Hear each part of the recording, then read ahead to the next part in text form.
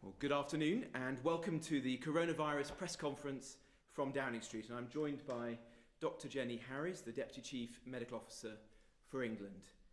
Today's data shows that 1,129,907 tests for coronavirus have now been carried out in the United Kingdom, including 105,937 tests carried out yesterday.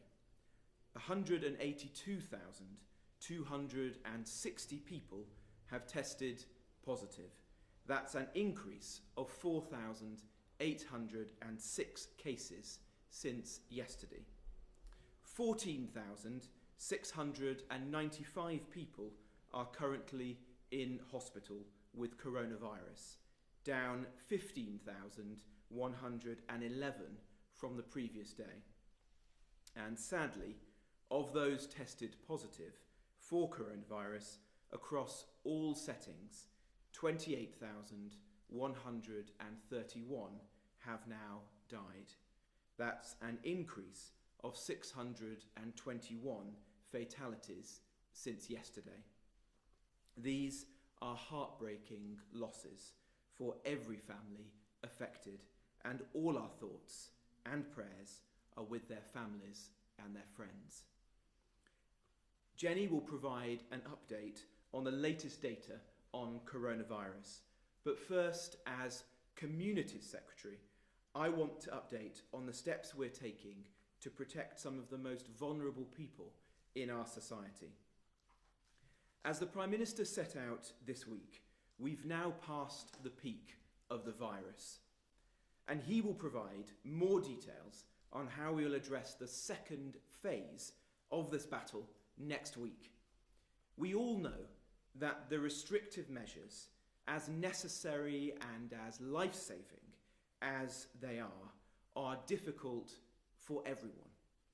All of you watching at home this afternoon have made sacrifices, big and small, and I want to thank you once again for all that you're doing. You're helping us as a country to turn the tide on the virus. But for some in our society, these measures involve sacrifices that none of us would wish anyone to bear. For victims of domestic abuse, it means being trapped in a nightmare. The true evil of domestic abuse is that it leaves vulnerable people, including children, living in fear in the very place where they should feel most safe and secure, inside their own home.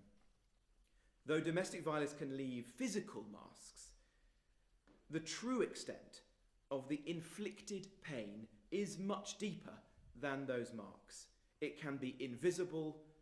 These are emotional scars, and scars that for some will never heal, and which can even pass to the next generation, whose young eyes see things that they never should, and hear things that none of us would wish our children to witness. As a father of 3 girls, I cannot even imagine women and young children being put in this situation, but they are, and we must be alive to the reality of what is happening in all too many homes across the country. I want us to defend the rights of those women and those children wherever we can, and that is what we're going to do. And this is not a crime inflicted solely on women. It affects men too. This government has already prioritised tackling domestic abuse. The Domestic Abuse Bill, which had its second reading in Parliament last week, is a landmark piece of legislation which will create the first ever legal definition of domestic abuse. And this is important because it holds those responsible to account and gives those suffering at the hands of others more confidence that action will be taken and perpetrators brought to justice. Today, I can confirm that through the Domestic Abuse Bill, the government will also be ensuring that the victims of domestic violence get the priority need status that they need to access local housing services much more easily. This is a fully funded commitment which will mean that no victim of domestic violence has to make the unbearable choice between staying somewhere that they know is unsafe or becoming homeless. This government has been clear that we are determined to break the silence that surrounds victims, to stamp out the stigma and to strengthen our support for survivors. We've already announced an extra £15 million to strengthen our support, and an extra £16 million is going directly to refuge services. But we recognise the extra pressures that are being created due to COVID-19, and that necessitates more support. While the necessary social distancing measures remain in place, it is harder than before for victims of domestic abuse to reach out to their friends, to their family, to colleagues and to neighbours for the support that they urgently need.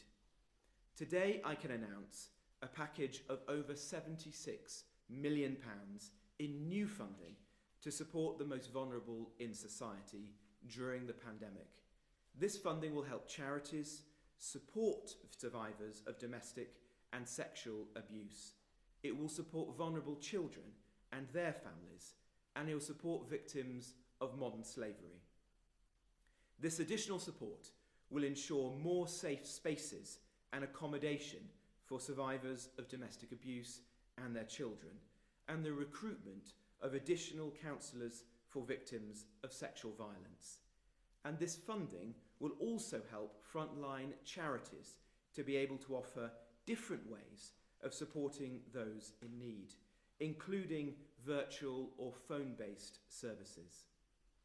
We know that some refugees have had to reduce or even to cancel the services that they would want to provide during the pandemic. This funding will help them to meet the challenges posed in this national emergency and to continue to help those that desperately need support.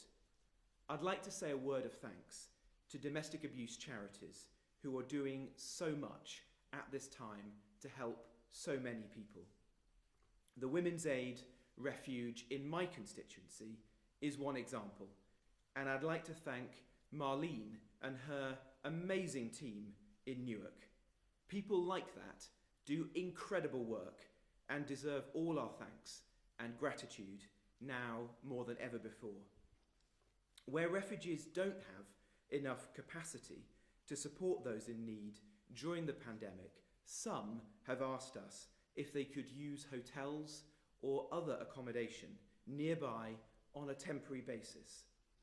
For example, as move-on accommodation where they judge it to be safe and appropriate to do so.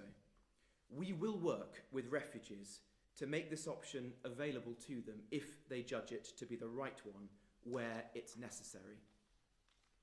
And thank you also to pharmacies such as Boots, who are providing a safe space for victims of domestic abuse in some of their shops and are training more of their staff to be able to support those people when they come into the stores, so they can safely provide support and contact services for help and advice. And for victims of domestic abuse watching at home this afternoon, let me say once again that you are not alone. You do not have to stay at home. You can and should leave the home if you're in danger. Victims should call 999 if in an emergency, or if you're in danger and you're unable to talk, call 999 and then press 55. Our outstanding police will be there for you. They will help you. And if you need support, please call the National Domestic Abuse Helpline on 0808 2000 247 at any time. Secondly, we've also been working with councils and charities to protect those who have been sleeping on our streets, a group that we know are particularly vulnerable to COVID-19. We set out to bring people in from the streets. So far, more than 5,400 rough sleepers known to councils have been offered safe accommodation in just under a month, ensuring that some of the most vulnerable people can stay safe during the pandemic. This means that over 90% of rough sleepers known to councils have been offered accommodation where they can self-isolate in safety during the crisis. This country is now viewed around the world as having taken one of the most intensive and successful approaches to protecting rough sleepers during the pandemic. This was the right thing to do. By working with charities, local councils, churches, faith groups and volunteers, we've helped to protect thousands of lives. I'm extremely grateful to everybody who's been involved in this phenomenal national effort. Today, I'm announcing that Dame Louise Casey, who is already leading a review into rough sleeping and advising the government on ending it within this Parliament, has been appointed by the Prime Minister and I to spearhead this new government initiative, and she will lead a new task force. In this role, she will oversee our national effort to ensure that the thousands of rough sleepers now in safer accommodation continue to receive the physical and the mental health support that they need while they self-isolate during the pandemic. And she will work hand in hand with councils and with other groups across the country to plan how we can ensure that as many people as possible can move into the long-term, sustainable and safe accommodation that they deserve once the pandemic is over. We're determined that as few people as possible return to life on the streets, and I can think of nobody better than Louise to help us to achieve this. This is a major challenge, and I don't pretend that this second phase will be easy or that we will succeed in every case. But we will apply the same energy and commitment and determination to this national effort as we did to the first. And I'm certain that the charities, the councils, the volunteers, the people across the length and breadth of the country who have achieved so much in the last month will do the same job again. Thirdly, and in closing, I'd like to update you on our shielding programme. For those who have been identified by the NHS as being extremely clinically vulnerable due to underlying health conditions, that's now 1.8 million people in England alone, they have been asked to stay at home with no face-to-face contact outside of their household except for their carers. For those of the people in the shielding group who don't have family or friends to support them, we've offered to provide a basic weekly package of food and essentials. And I'm delighted to say today that we expect that the 1 millionth shielded package will be delivered in the next few days. This service is entirely without precedent. Nothing on this scale has been attempted in this country, at least since the Second World War. I'm incredibly proud of the team who've helped us to deliver it. I've loved reading the emails that I've received from people who've got the boxes and seeing the photos that have been posted on social media. I said at the start of the process that there are many people who we are asking to stay at home for a prolonged period of time as a result of the virus, not least in the shielded category, but that we as a government and as a country are determined that they may be alone at home, but they shouldn't feel that they're on their own. You're not alone, and you never will be. Thank you very much. Jenny. Thank you. So earlier in the week, the Prime Minister made it very clear that we had passed the peak of the epidemic in the UK, but also that we had a lot of work still to do. And in the data that I'm going to present today, which shows all the hard work that everyone at home has been continuing to do, we still do need to keep in mind that we have 5 tests that we need to apply for adjusting the lockdown.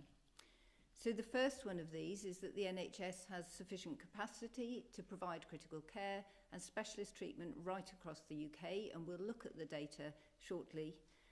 Secondly, a sustained and consistent fall in daily deaths from coronavirus. Thirdly, we need to have reliable data to show that the rate of infection is decreasing to manageable levels across the board, and the increased testing capacity now and the new seroprevalence testing will all add to our ability to understand infection rates across the UK. Fourthly, there are operational challenges, including maintaining that testing and in the PPE, and that these are all in hand with supply able to meet future demand. But I think the 5th one is the one that we all need to keep in mind as we go forward. We have to be confident that any of the adjustments to the current measures, which have worked so well to help everyone keep safe and to manage the peak and keep the NHS working through, but those current measures need to be very carefully adjusted in order that we do not risk a second peak of infections that overwhelms the NHS. Next slide, please. So how have we been doing? So we've often seen the transport use change, and I know we've had a little bit of concern perhaps that motor vehicle usage has flipped up a little bit, but we do know from other evidence that in fact the number of social interactions has stayed very low, and the fact that the R rate, the transmission rate of the disease, is down suggests that all of these fit together. So a very significant drop in transport use accompanied by very good adherence to social distancing. Next slide, please. As you can see here, and as the Secretary of State has said, we have had a massive increase in daily testing, and you can see that as we've gone forward. So over 105,000 tests in the last 24 hours up to 9 o'clock this morning. That will continue. And if we look at the next slide, we can see how that is now panning out between the NHS testing in blue and the orange testing, which is the growth in the wider testing capacity. Now, obviously, as the number of cases requiring clinical care in our hospitals drops down, and you can see that in blue, the orange testing pillars are rising up. That is despite the fact that actually in the NHS, all patients coming in to the NHS now are being tested. So there's likely to be a drop-off because of the reduction in the number of positive cases, but there will then start to be a bit of an increase again in our blue pillars as we consistently test through hospitals. Next slide, please. This is the slide, I think, which makes it very clear what has happened with our NHS capacity. This is a slide of the number of people in hospital with COVID-19, and you can see that over the last week, the number has actually decreased by just over 13%. And London, which was clearly very significantly affected, has now come back down to the sorts of levels that are seen in other areas. Of course, that never means that people on the front line are not continuing to have to work really hard, but it does demonstrate that the pressure on the NHS is now moving down, and we recognise that in the fact that some NHS services are now planning to ramp back up again. Next slide, please. So again, this reinforces that message. So obviously the sickest patients will require critical care, and this is our critical care bed use with COVID-19 patients. And again, in all countries in the UK, we've seen the rise as the peak in the epidemic has moved on, and those case numbers now are starting to come down. Next slide, please. And then these are the sad deaths associated with COVID-19, and as we're now reporting, these are across all settings. The blue bars are the daily totals, and I think we are very familiar now with the fact that sometimes those individual totals can be recognised, the delay in some of the reporting, but the orange line, the 7-day rolling average, gives us an indication of just how the death rate is now starting to come down very gradually and very slowly, and it's really important that we continue to practice social distancing and watch that come down still further. Next slide, please. And then finally, with all the difficulties that we have of comparing data globally, the UK data there in black is all settings, so this is as comparable as we can get with other countries. Eventually we will look back and see how that compares with different mortality statistics, but for the time being I think that gives an indication of where the UK is, and hopefully that's now starting to flatten out. Thank you. Thanks, Jenny. So the first question we're going to go to is from a member of the public, and it's from Ashley from Yorkshire, and Ashley's question is going to be shown in a short video. The World Health Organization has recently suggested that people who have already recovered from COVID-19 may not be immune to a second infection. What evidence is there to suggest that people can catch COVID-19 twice, and how would a vaccine change this? Thank you. Jenny. Thank you very much, Ashley. So quite a complicated answer, and I'll just try and summarise. I think the WHO position is very similar to the one that we would have. It basically says we actually don't have enough information yet to be very clear on the immune status. We know that some people will have different status. We would normally expect to see some sign of immunity about 10 to 12 days after an infection, and then a very consistent pattern about 28 days. But there's sometimes a delay in different individuals, and we need to study this really carefully as we go forward. Our testing policy and the development of new antibody tests will help us do that. I think there's some good news and some not so good news. So I think, for example, in the elderly, we know that antibody responses can be quite problematic. They tend not to respond as well. So this is clearly a vulnerable group. And so for them, we sometimes have to make different preparations or pay particular attention to vaccination policies. But I think we're also starting to see, with some very small pieces of evidence now from people in this country who have had COVID-19, and we know they have been tested positive, and then we have looked for their antibodies, that a very large percentage of these who've otherwise been pretty well do actually have quite a good response. How long that's going to last, and whether it will just provide an antibody response, say, for one season or for 2 or 3 years ahead, we don't know. So still lots of uncertainties, but I think still a lot of positive hope for a vaccine. Thank you, Jenny. And the second question from a member of the public is from Paul in the East Midlands. And Paul's question is, the Trussell Trust have reported an 81% increase in food parcels to those in desperate need in the last 2 weeks of March alone. What more will the government do to help those who were already in dire need and which has been made worse because of coronavirus? Well, it's a good question from Paul, and we know that the impact of the virus affects us all. It's indiscriminate, but we know that some groups of society are affected particularly seriously. And so the response that the government has taken has been to try to support all of those in society. I've already spoken about those who we've asked to be shielded because of specific clinical conditions, underlying health issues before the advent of the virus. Those individuals have access, if they need it, to the food parcels delivered centrally by government. I'm also working as local government secretary with local councils who have done a fantastic job at bringing together community groups, faith groups and volunteers in different parts of the country to ensure that other vulnerable people, the elderly for example, can get food and medicines and essential supplies that they might need, even if they're not technically within the shielded category. And there are hundreds of thousands of food parcels and other supplies being delivered by them every day all over the country.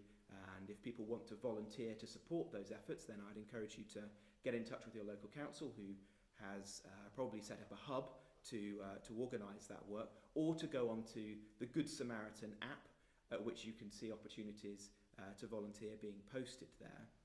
And then, of course, through our economic response, we've set out to try to help as many different people as we possibly can, whether that's through the job retention scheme, to try to ensure that those people who are in work can retain the essential link with their company, so that they can get paid and can return to work when we start to ease the lockdown measures and the economy can bounce back as quickly as possible. For those who were already in the welfare system, we've tried to make that more generous in a number of different ways, through universal credit, through the local housing allowance, for example. And there are other ways that we can take action as well. I've set out today a number of ways in which we're trying to support particularly vulnerable groups, such as rough sleepers on our streets. And as I've said, we've made some significant progress on that. But some of those groups will need consistent support and care from us as a government, from local councils and from society in the weeks ahead. And then obviously in the future, we want to ensure that we emerge from this crisis as strongly as we can and support those people as we begin to rebuild the economy and people's lives more generally. Now, I'm going to turn to the first question from the media, and that's from Chris Mason from the BBC. Good afternoon, Chris. Yeah, good afternoon to you, Secretary of State, and good afternoon, Dr. Harris. A question for each of you, if I may. First one to Mr. Jenrick. We're hearing a lot about the potential loosening of the lockdown in the coming weeks for many people, but as you've been touching on, there are a good number of people who are shielding, who are contemplating many more months potentially of being stuck at home. Now, most will acknowledge the unprecedented nature of what you have done so far, but I wonder what long-term plans there are to help those people out, not just in terms of the provision of food, but also their mental health and their general well-being. And a question for Dr. Harris, and a request for an update on track and trace, if I may, in the context of the scaling up of testing capacity. I'm wondering how many daily tests you're going to need for the track and tracing in a few weeks to be able to be fully operational. I wonder where we are in terms of an update in the staff that are being trained, and the extent to which that system needs to be fully up and running before we'll see any noticeable shift in an ease of the restrictions around lockdown. Thank you very much, Chris. Well, if I answer the question firstly about those people we've asked to be shielded, and it's a good question, because we've now got 1.8 million people in England alone who, for clinical reasons, are extremely vulnerable to coronavirus, who we've asked to stay at home. And when we initially did that, which began 5 weeks ago, we said that it would be for a minimum of 12 weeks, which was, a very significant amount of time. And we appreciate the huge emotional impact that has upon people about not having access to friends, to family, to the outside world, as well as the practicalities. We've tried to support people with the practical steps. As I say, for those people who don't have access to family or friends or neighbours nearby, they can, if they need, have our food boxes delivered to them, and we're now delivering 300,000 of those every week. We appreciate that that's a fairly rudimentary service, so we've also helped those people by sharing that data with the major supermarket chains. So if those people would prefer not to receive our food boxes, they can get privileged deliveries from their supermarket of choice. The NHS, through the pharmacy network, is also trying to help them to get access to the medicines that they would ordinarily rely on. And local councils are also being shared the data on who those people are within their local community, so that they can step in and provide more support and more tailored support to those people. So if you have particular medical or dietary requirements and the boxes don't suit you, then local councils can step in and provide a better quality of service to those people. We're also encouraging councils to begin a check-in and chat service, so that we get as many of those people as possible phoned up, usually by volunteers, but sometimes by council staff to just make sure they're okay, they're getting the supplies they need, and if there's anything else that they need, we can try to step in and do that. There's also a concern about people's mental health being confined at home for a long period of time, but particularly those people who don't have anybody else in their household. And so we're working with national charities who have the expertise there to try to support those individuals. I think there's a question about what we do next, and we are thinking about what further steps we can provide to people if they're being asked to stay at home for an even longer period than they already have, and whether there's more that we can do to ensure they get all of the support that they need. I don't know if Jenny, there's anything you'd like to add to that or answer Chris's other question. Absolutely. So just picking up the shielded group, I think from a clinical perspective, when the epidemic came to the UK, clearly we had limited evidence, and we have used first principles and plausibility to understand who we thought would be most at risk. Now, in fact, as time goes on, of course, we get far more evidence, both from overseas and from treating our own patients.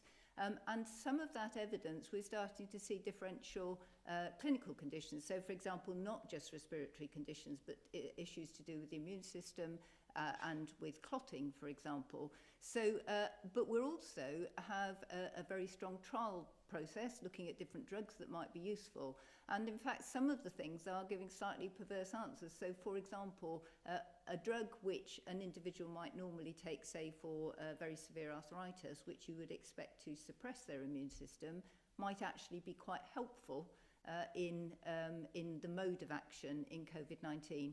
So in brief, what we are doing is trying to review that, because we do recognise that asking somebody to stay shielded for their own health protection for a very long period of time, and it may be several months, is quite a difficult thing for them to do. So we're doing two things. One is actually looking at those risks again. Now we have more information and try and build a better, more stratified picture. And then the second one is that working with NHS England, looking at what clinical needs these people might have and how services could be adapted for them over a much longer period. And that includes things like mental health services to people who are at home, or how one can safely and consistently provide virtual services to this group, and at which point you shouldn't do that and you should actually ask them to come into a clinical setting. So both the longer term clinical management and the risk going forward. So that probably helps that one. The one around track and trace, so clearly we will want to be testing this going forward in a small way before rolling it out.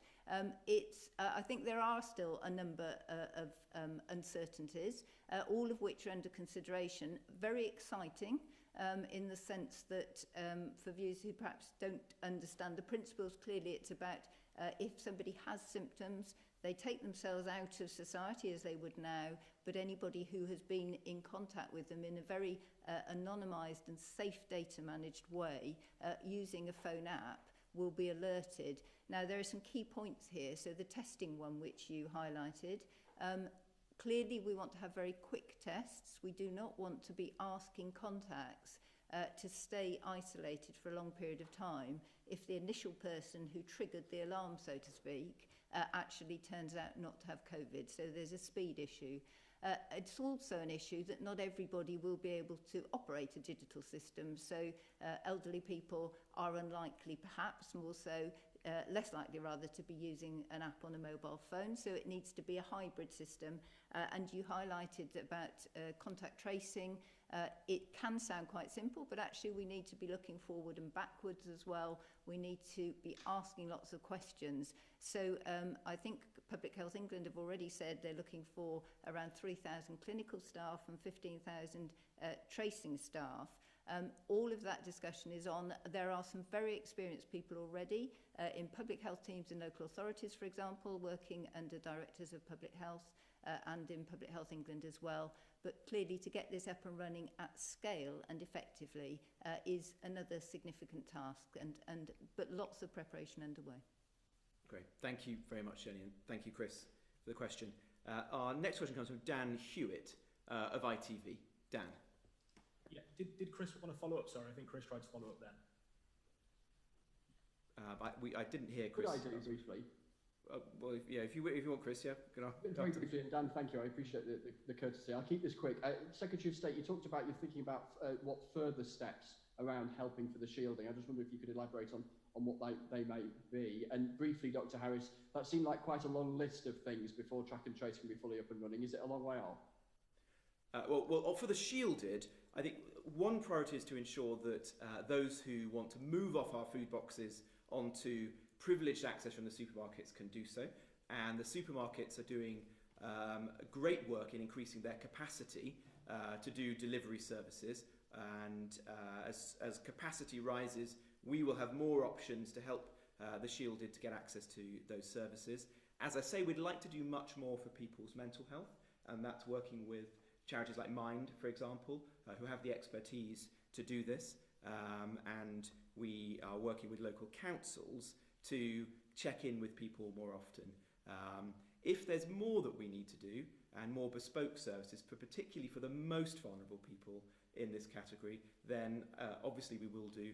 You've got to remember there's a broad range of people within the shielded category. It's not all the elderly, for example.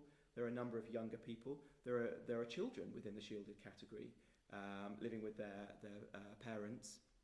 So we'll need to come up with more tailored answers, I think, if the shielding programme is to continue for a longer period of time. And so we're looking at the different types and groups of people within shielding and what in particular those people who don't have family, friends and neighbours to support them might need if this is going to be sustainable in the longer term. Thank you. You asked about time period. I think both yes and no. So for a whole population, we need the whole population to work with us on this. It's quite an exciting adventure. It's a bit like social distancing. Everybody has to do it together to get it to work. And on the example of how people have worked on the social distancing, I'm sure this will be successful. But if we want everybody to do it, we have to be absolutely sure that it will work. And so the short question is, no, we need those answers, but we need to be trialling it, and we will be doing that very soon. Very good. Thanks, Chris. I hope that answers your questions. Dan. Thank you. Good afternoon to both of you. First of all, Secretary of State, Rolls-Royce is the latest business within the aerospace industry. We understand could cut thousands of jobs with the British workforce bearing the brunt. Given we've seen job cut announcements from British Airways and Ryanair this week and the decimation of the aviation industry as a result of coronavirus, what more is the government prepared to do to help this industry? And a question to Dr. Harris, if I may, following up on what Chris was talking about, contact tracing. Could you define exactly what you mean by contact? So what level of contact are we talking here for someone to then isolate? Oh, well, thank you, Dan. Well, obviously the aviation industry is both an extremely important one strategically for us as a country and one which employs a great deal of people across the country. So it's one that we want to support in any way we can. We're very conscious of the challenges it faces. Lockdown in the UK as around the country, around the world, is posing enormous challenges to it, and it's grappling with what the longer term demand for its services might be in an age in which social distancing will be important and in which business travel, for example, might be different. We've obviously put in place unprecedented support for businesses, and that applies as well to the aviation and airport sectors. The job retention scheme, for example, is available to the employers that you've just listed. I know some of them are already making use of it, and as a country, we're paying part of the wages now of millions of people. That's the right thing to do. It's to protect people's livelihoods and to retain that essential link between the employer and the employee, so that when we are able to reopen those parts of the economy, we can hope that there's less economic scarring and more people can return to their companies, and the economy as a whole can bounce back.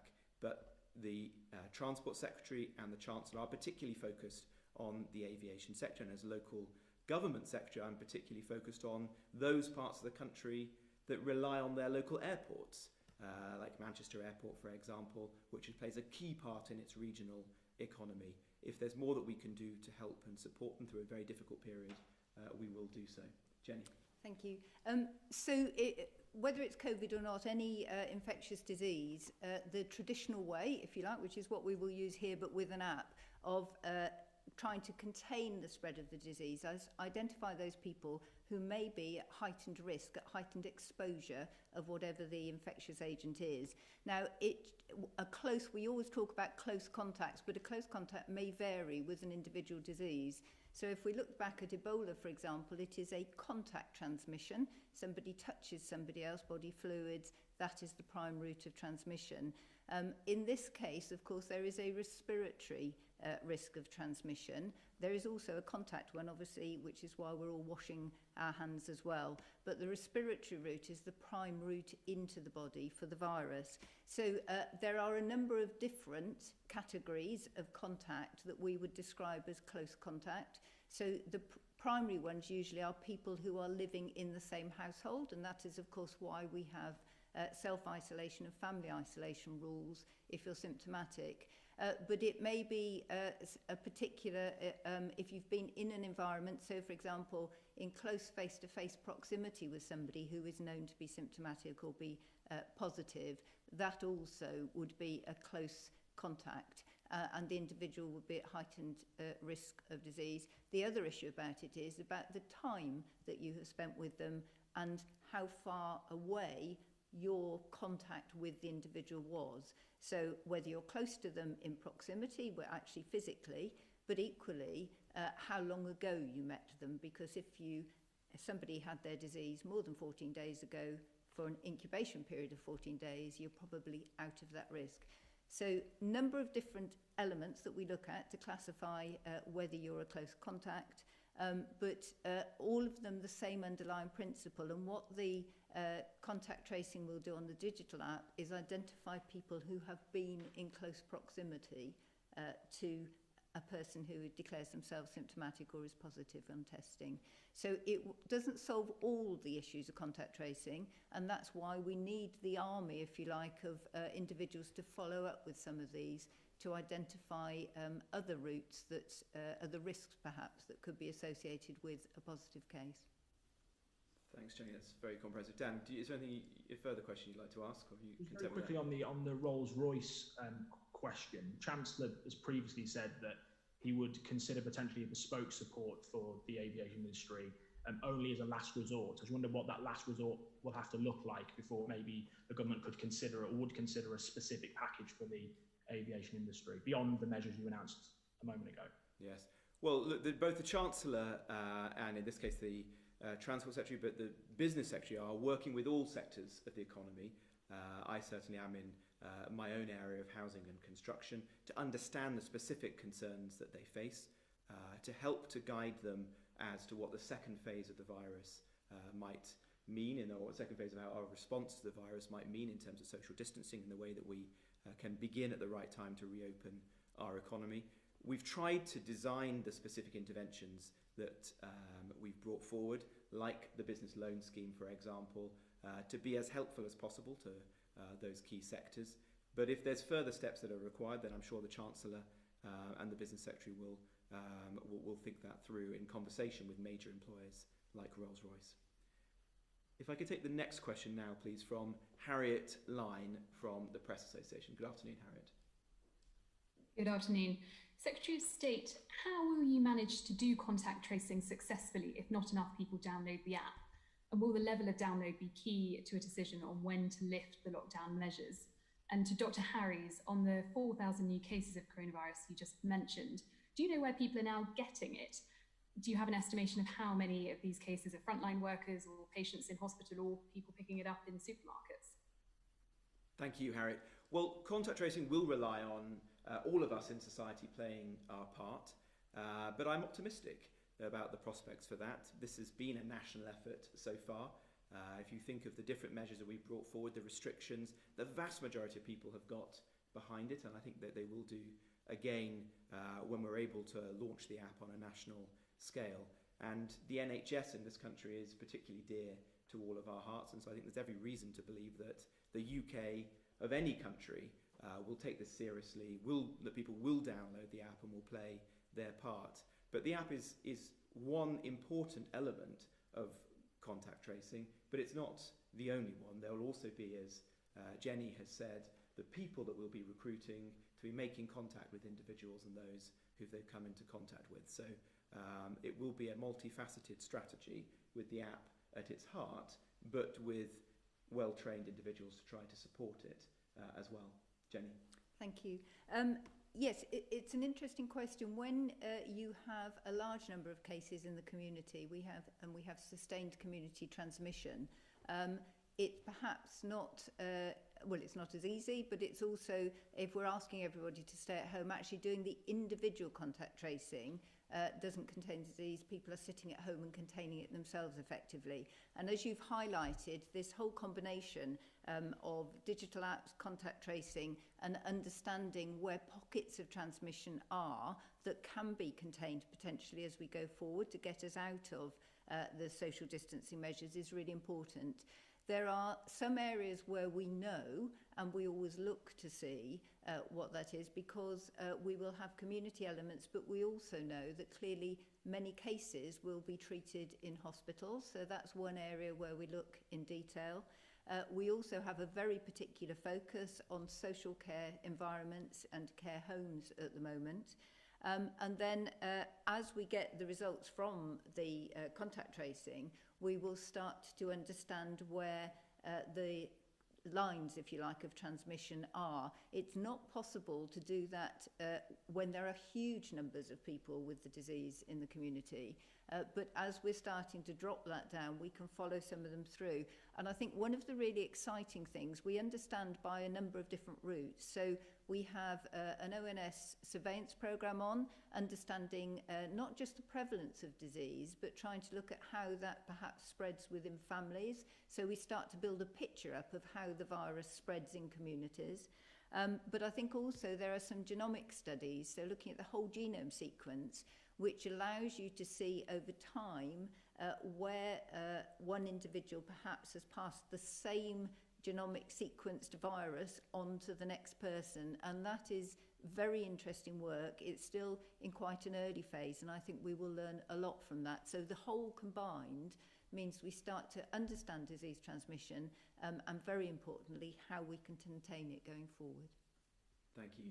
Harriet, are you content with that, or have you got a follow-up question for Jenny or myself? Just on those new cases, so you don't have a breakdown of where those people have come from. Presumably they're going to testing centres because they tick one of the boxes. So have you not got data to show whether they're frontline workers and then testing positive? We do. I don't have that data to be able to give that to you at the moment. But clearly, as we do more tests as well, we will get more information back from the testing in an anonymised way to understand actually where the prevalence of disease is heightened. So yes, absolutely, we do look at this, and there are a number of subgroups, nosocomial, so that's infection spread, if you like, in care settings and in care homes, where we're absolutely focusing on that because we're looking for any opportunities to interrupt transmission and make sure people are kept safe.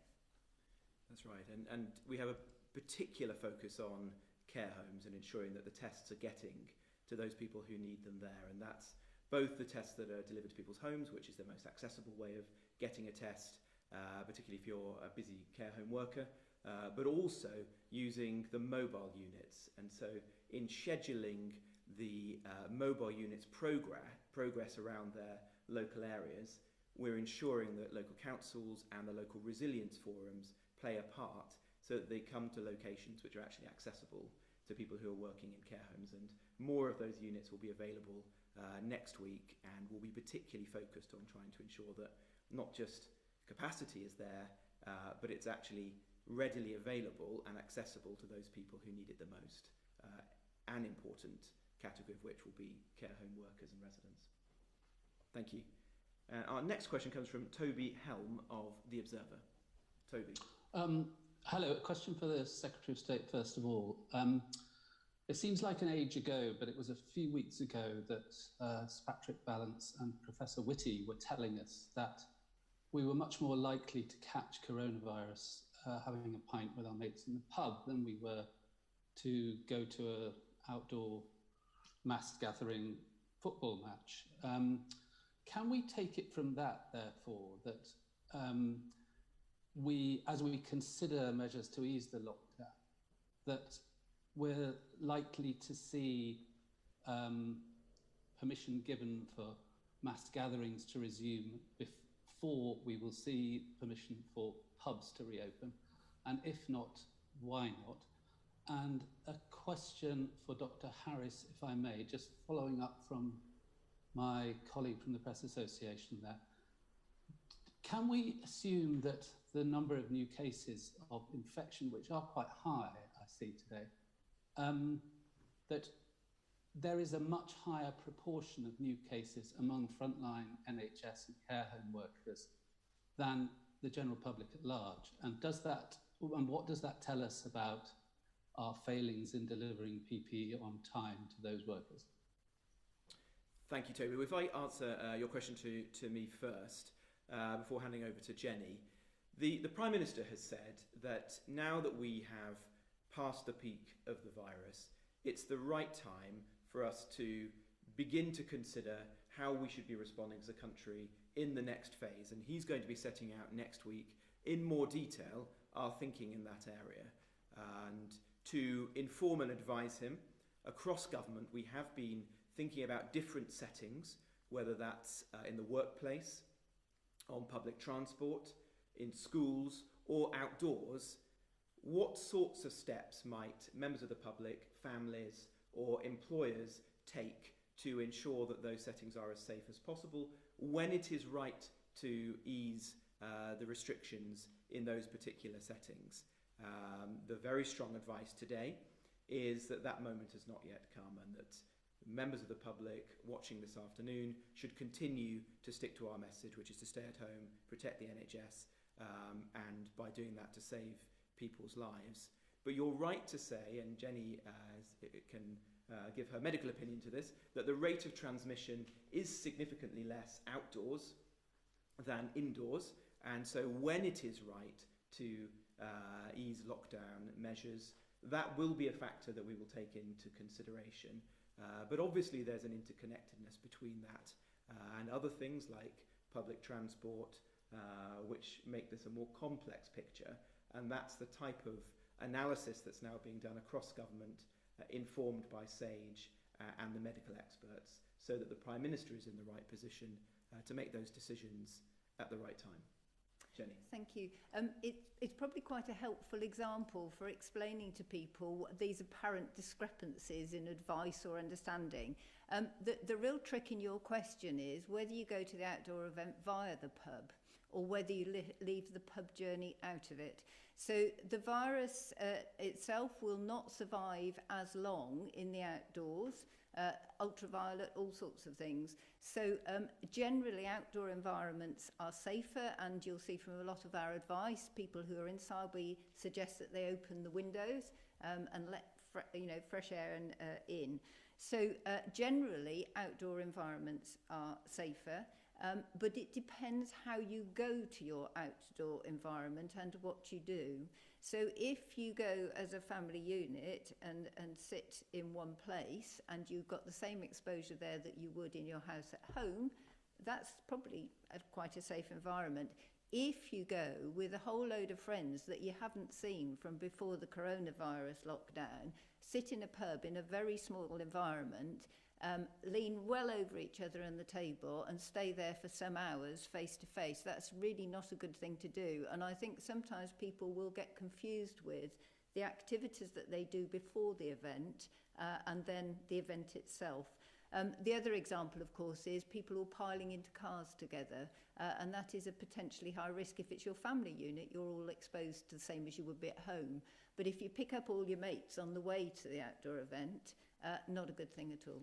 So don't go to the pub on the way is probably the one to reduce your risk, although I recognise that everybody is wanting to do that. You were talking about new cases, I think, and the proportion. So I think as a doctor, if I go to work in a clinical environment, I recognise that my risk generally, whether it be COVID or other diseases, is higher simply because we are treating patients with illnesses. And we do recognise that there will be some transmission potentially within healthcare settings, And that does apply, and I think we're starting to see very strong evidence, both from internationally, but also very specific initial studies we've done in this country around care homes, which is why we have such a strong focus on care homes. And there is an issue in care homes, there's a particular issue because the residents themselves may not show the same symptoms that we might have, and maybe not show them as early as younger people. So yes, we do expect to have higher rates, and yes, there are studies ongoing. Clearly, if infection prevention control measures in healthcare environments are not good, and that's not just about PPE. PPE is an important part of it, and we need the PPE at the front line, but it is also about systematic processes of managing infection, because when we're using PPE, it sits on this background of continuously washing your hands, disposing of things carefully and safely. So PPE is an important element, but it will not be the only one, and we are looking across different healthcare settings to see if we can identify where there are particular risks perhaps. There's quite a lot of variation. Thanks, Jenny. Toby, would you like to ask a follow-up question, or have we... Just very quickly, because I know everybody's on deadline, but just to the Secretary of State, so could we therefore, would it be right to assume that we might expect greater and faster relaxation of sort of outdoor socialising rules than indoor socialising rules? Well, we're going to be setting out our thoughts next week on that, so I can't go into much further detail on that for you now, but obviously we'll be guided by the scientific evidence, and as you've heard from Jenny and myself, there is evidence that outdoor settings are better, but it's highly interconnected with other factors, as Jenny elaborated very well, including how you get there, and whether you're mixing with people outside of your own household. So it's not quite as simple as it might seem at first glance. For now, as the measures are certainly still in place, we're very focused on, are there safe things that we can do which do make the lockdown more bearable and livable for people, and those often are outdoor activities. So, for example, we've worked very hard to ensure that all parks are open, and all bar a handful in the country are now open, that people can go visit cemeteries and graveyards to see their loved ones' graves, and that, for example, you can go and visit the local tip and take your rubbish and recycling there, as long as you do so safely, only with your household and observing social distancing measures. So the more things we can do that make the lockdown more bearable and more socially just, we will do. Thank you very much, Toby. And the next question is David Williamson from the Sunday Express. David. Thank you. Secretary of State, how seriously is the government investigating concerns that China may have been less than transparent when coronavirus first appeared? And if it's shown that this actually hampered efforts to prevent a global pandemic, will Britain be at the forefront of a bid to claim billions in reparations? Well, thanks, David. Well, as the Foreign Secretary and the Prime Minister have said in the past, at the moment, as you would expect, we are 100% focused on trying to tackle coronavirus. That's what all parts of government, as indeed many other people across the country, are focused upon, and that's the right thing to do. There will come a time when we will want to analyse the origins of the virus in detail and consider the actions of other countries. But that's not now. The task for us as a government now is to ensure that we get the United Kingdom through the virus as best as we possibly can, and to work internationally with our friends and partners who want to come together, whether that's on vaccine research, and we're one of the world's leading contributors to that, or the international supply of equipment like ventilators and PPE, which includes very important imports to the UK from China. But we will want to consider what's happened carefully in the future.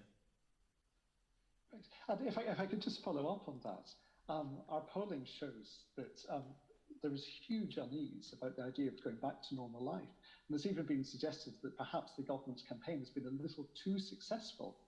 How would you persuade people to overcome their fear about venturing back into normal life? And to save the economy, will the message essentially be stiffen your upper lips and go forth to shop?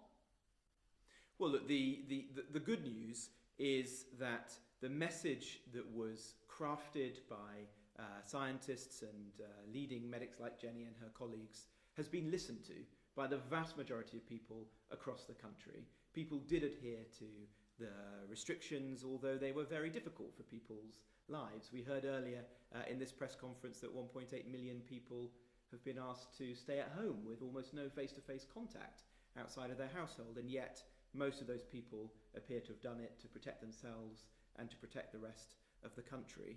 We're going to think carefully, and the Prime Minister will be saying more about this next week, about how we can approach the next phase of the virus, and again we'll be guided by medical opinion.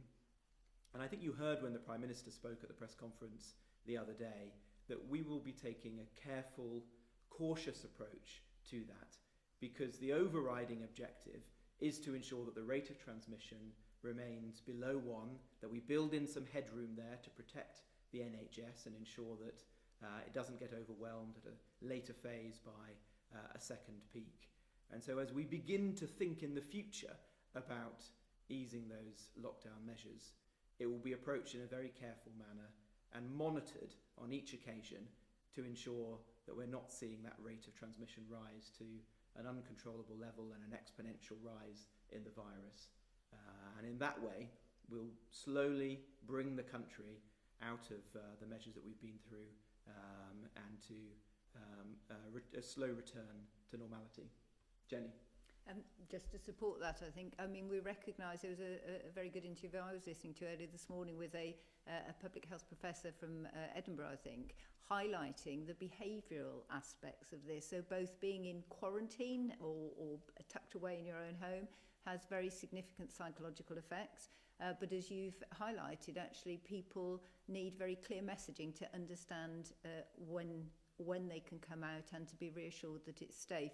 And whenever you're handling any public health response, actually, it's always really critical to consider how people are feeling about it. It is not just about the science of how the bug gets around, because a lot of the interventions that you use are completely unsuccessful, unlike here, if people are perhaps not familiar with why you're trying to do things and to understand them. So I think, as the Secretary of State said, as we've gone into this managing the peak, the public have been brilliant in following that social distancing advice, and we need to make sure that we explain the different interventions that are proposed, why we're doing that, so that they can understand, I think, and hopefully support us. Thank you. Thanks, David. And the last question, if I may, is from David Wooding from The Sun on Sunday. Good afternoon. One issue which is raised constantly by our readers is children and schools. They're being deprived of their education. The parents wonder how they can go back to work, even if they are able to return back to work. And also elderly people who fear an extended lockdown, even when the world or the country starts to return to something like normal. Can you give some hope to parents of children whose education is being put on hold, and also to the older people who feel prisoners in their own home? And if I may just add a quick one on the app, which you've talked a little bit about today. I'm told it relies on about 80% of people using that app, yet WhatsApp, which is quite a popular system being used, has only got 67% of the population using it, and that was set up 11 years ago. So how is that app going to work? Well, thanks, Dave. Well, on the app, as I've said, I think there's reason to believe that given the nature of the crisis, given the overwhelming national response from people in all parts of the country so far, that people will get behind it, will download it. You can see the international examples of other countries that have had some success in this area, but the UK, I think, is well positioned because we're both a country which is fairly advanced in terms of technology, and where there's great affection for the NHS and people want to get behind this as a cause. So I'm certainly optimistic that there will be a good response to that. In terms of schools, well, the Secretary of State, Gavin Williamson, has said that we're not today able to give a date to parents for the return of schools. He has said that that's going to be done carefully and may well be in a phased manner. And he's working very closely with teachers, with schools and with the unions to ensure that all of the necessary measures are put in place to begin to plan that when it's the right time to deploy it. We're very focused on how we can ensure that all children get a good quality of education whilst they are at home, and I understand how difficult that can be. Homeschooling is not easy, particularly when one or both parents are trying to work from home as well, and I've seen the anecdotal evidence so far, but important evidence nonetheless, of the differences in the quality of education being delivered to different children, and some of the most vulnerable children in society appearing to receive less education than those in other households. It's for that reason that the Education Secretary has taken steps such as ensuring that households that don't have internet access can receive modems and connections if they need it, that children whose parents don't have tablets or computers available to them can get access to those so that they can do online learning, that we've created the Oak Academy, the online learning resource for children and for teachers, and we'll take further steps that we need to. As Local Government Secretary, I'm very focused on those children who we know are vulnerable and who would otherwise have been supported and monitored in the school setting, but who are now, in many cases, at home and less visible. And local councils are doing a very good job there at trying to maintain contact, whether that's through visits, not always possible for social distancing, but where it isn't, phone calls, Skype or Zoom meetings to try and have a conversation with them, their parents or their carers. And that's a particular focus for us in the days and weeks ahead. Jenny. Thank you. So I think just on the epidemiology of disease in children, I think is really what you were asking as a background to some of that question. We are continuously in contact, so a lot of clinical colleagues link routinely with specialists in other countries, because at the moment there are a number of different approaches, but actually we're probably all looking at the same evidence and concluding and judging that within our own settings, and the social setting may be different as well. What we do know for children is that if they get infected, they tend, or younger children probably, tend to have less clinical disease. And if they have clinical disease, i.e. they show some symptoms, they tend to progress less frequently to severe disease. So that's pretty good. The bit that is perhaps still in the unknown box at the moment, and some of our prevalence studies will really help us understand, is the transmission of disease. The quality of the evidence is quite difficult at the moment, so you shouldn't take this as the truth, but there are some signs, let's put it that way, that potentially younger children, and I mean say infant junior school age, are less susceptible to disease and potentially transmit it less, but those are very early indicators, if you like, and they need testing with proper, robust evidence. One of the things which is important is older children. I think the evidence is far less clear, and there may be some biological reasons for that, for the way older children handle disease and going through puberty, for example. But the thing that's really important actually about settings is actually how children interact with communities. So I think it's not just about the transmission of disease. We need to be thinking about what are the behaviours that go with it. It's a bit like the have you gone to the pub on the way to the outdoor event. Actually, younger children might well be much safer settings, because on the whole, parents aren't taking them so far. They may be going in a buggy to the local primary school or whatever it is, whereas older children may be travelling longer distances. So whole number of behavioural issues as well that need to be thought through when we have firmer evidence. Thanks. And Dave, would you like a follow-up question to close this afternoon? A little bit about elderly people, perhaps. Some kind of hope for them, because some of them can't.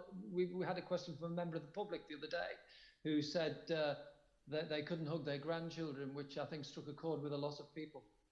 Absolutely. I'm sorry I didn't answer your question there. Look, I think it's very difficult for those people who we've asked to stay at home, and that's both the shielded who have the extreme clinical reason to stay at home to protect themselves, but also just the many, many other people who, having taken our advice, have chosen to stay at home. And we want to be able to offer them the hope that we're getting through this and there's going to be, in time, a return to normality. I think the fact that we've passed the peak is great, and that's as a result of all of the hard work that people have put in across the country, those working in the NHS and social care on the front line, but also the millions of people who've chosen to stay at home, not least the elderly.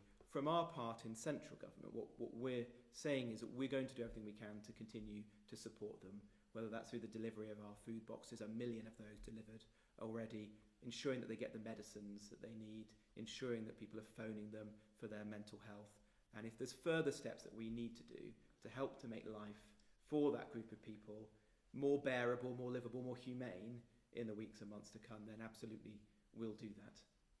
Jenny, is there anything you would like to add? I don't think so. I think it refers back to the old point. Obviously, if we have more evidence as that grows and we can use that, for example, perhaps with younger children and transmission, then we can perhaps make different recommendations. But just to, it is important, I think, that older people, it is very clear that they are generally at increased risk, and particularly people with specific underlying conditions who've been advised to shield. It's for them to choose, but I think we all want to make sure that they stay safe. So while we are over the peak, but we're not out of it by a long way, and so we would still advise them to keep taking those precautionary steps. Absolutely, and none of us would want the restrictions to last a day longer than is necessary, but for that group of people in particular, especially the shielded, it really is important for their own protection. Thank you very much, Dave, and thank you to everybody watching at home this afternoon.